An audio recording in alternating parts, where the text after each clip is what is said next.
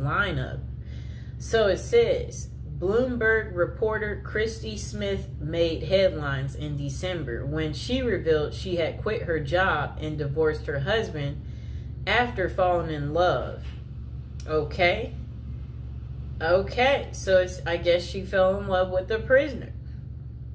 Okay, so she insisted that her view was just misunderstood, I guess the prison guy. This came after he had been dubbed the most hated man in America for price gouging a drug for people with HIV. Bizarre though, the story was Smith, I believe that's her last name. Yeah, Christy, I don't know why they won't just call her Christy, has plenty of company.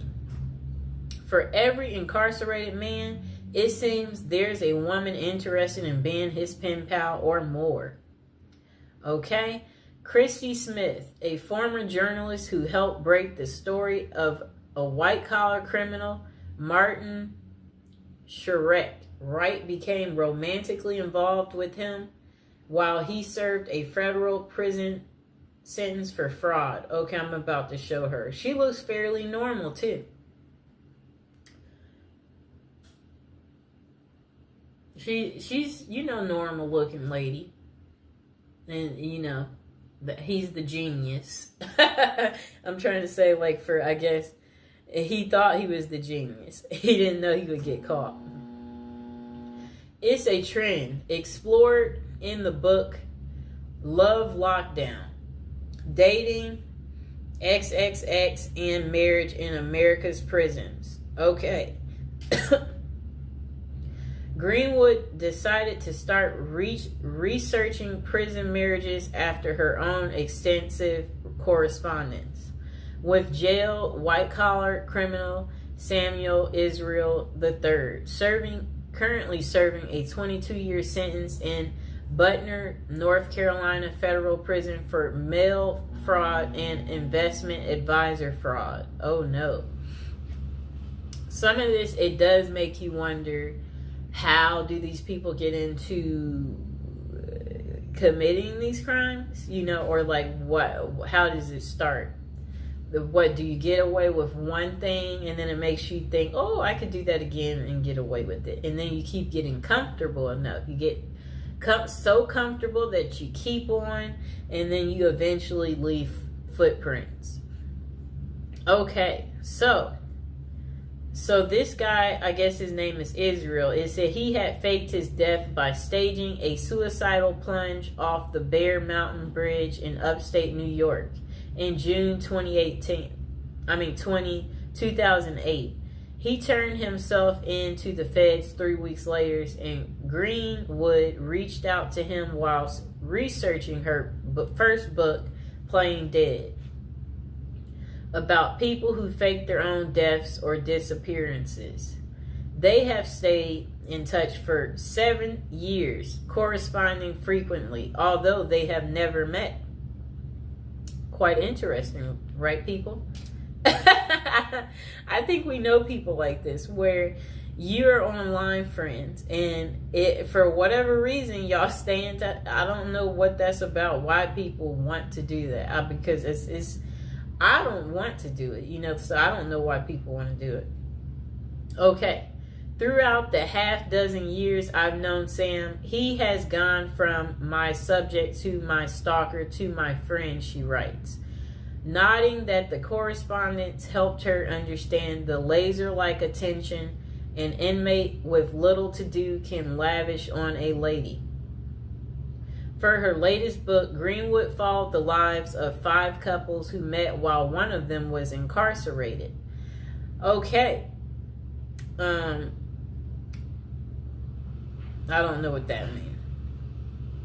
I'm just trying to say, whatever they wrote was very confusing what came next. So, to prison wives who have long histories with their men, MWI. Okay? Women are seen as pathetic losers, or worse yet, prison groupies. Let's just label them a prison groupie. But what she found was were relationships that were at times romantic, messy, complicated, and sometimes heartbreaking. In other words, not too unlike those in the real world. One couple includes Joe, an ex-Army medic who had worked as a prison guard at a Kansas City jail, and Benny Reed, who was serving a 10-year sentence in the maximum security Oregon State Penitentiary for the attempted murder of his then girlfriend. It shows Joe and Benny Reed, who met on a prison pen pal site, on their wedding day, and they are kissing. I'm going to show the picture. That's her prison boo. You see that? How romantic. The pair met on a prison pen pal site. Joe knew the stigma of associating with a felon, but it didn't deter her. In recovery herself from an addiction to pain pills, Joe credited Benny with making me the best possible version of myself. I think these women tend to be very nurturing. They have a sense of wanting to be cared for, wanting to be caring for someone else, and men in prison, for obvious reasons, are quite needy. The pair even got married at the prison. He saved up from his $1.81 an hour prison call center job to buy her a ring off Etsy. How sweet. But the relationship ended abruptly when Benny found other companions online. Are you kidding me? He still left her while in prison. That's crazy. It says, yeah, that's crazy. Oh my gosh. Wow.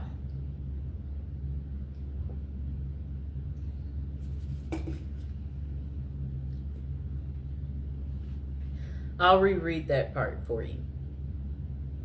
The pair had even got engaged at the prison. He saved up from his $1.81 an hour prison call center job to buy her a ring off Etsy. But the relationship, it ended abruptly when Benny found other companions online. Wow. Even in prison, they cheat and they're greedy. Just why do women fall for imprisoned men? According to Dr. Fred Berlin, director of the Johns Hopkins XXX and Gender Clinic, there tends to be this trait of intense mothering in prison wives, writes Greenwood. I think these women tend to be very nurturing. They have a sense of wanting to be caring for someone else, and men in prison, for obvious reasons, are quite needy. But not every prison wife goes into a pen pal relationship looking for love. Sheila Rule, a longtime foreign correspondent for New York Times, met Joe Robinson while doing volunteer work for a prison ministry. She was corresponding with more than a dozen inmates when a compelling letter came from Robinson, an East New York native serving 25 years for murder. Now, I have to look at this close up. I guess she was really lonely too. Okay, I'm looking at them. Oh, how are they in bed together? They must. She must spent that one weekend day with him. This is funny. He has on regular clothes. Let me show the picture. Yep, she met him during her volunteer.